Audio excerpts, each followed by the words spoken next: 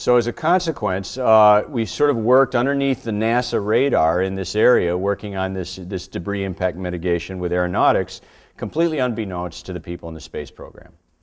And so when Columbia occurred on that Saturday morning, I was as surprised as everybody else. In fact, I had thought the orbiter was due to come down about 2 or 3 days afterwards. I wasn't following the mission closely, and so I thought they weren't due to land until Monday or Tuesday the following week.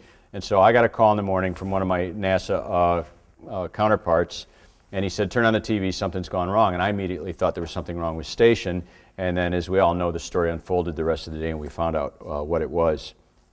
By Sunday morning, I had gotten a call from a couple of people who knew me on the shuttle program and said, "We think this is an impact problem. Do you think you guys can help?"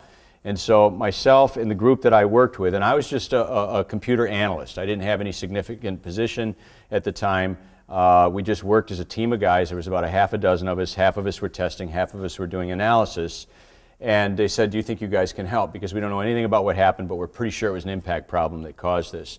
And I said, "Sure." So we thought we were going to have like 4 or 5 weeks of intense work on the program, and it ended up being 5 years. And it became a relatively significant program for us, probably on the order of $6 or $7 million a year, which is small by NASA terms, but that's what it cost to run the little group that we had.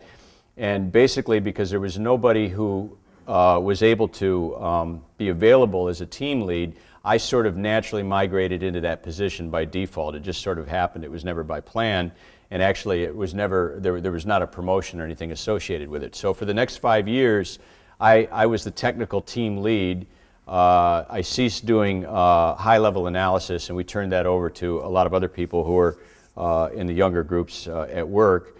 And I started to manage the program from a coordination standpoint. So I kind of likened myself to the coach of the group.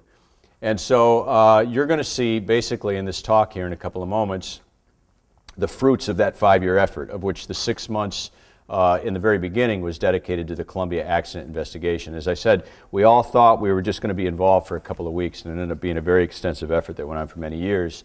And so the presentation that you're going to see effectively came out of briefings, technical briefings that I gave to various program managers at Houston or at Kennedy. And then I liked the slides in the briefing so well that I would take it home and I would show it to family members, friends, and whatnot. And this business of going out and telling the story to the public sort of grew in a completely unplanned way out of all the technical briefings I gave over those years. So that's the background of this. That's why I'm here, and that's how I got involved with the program.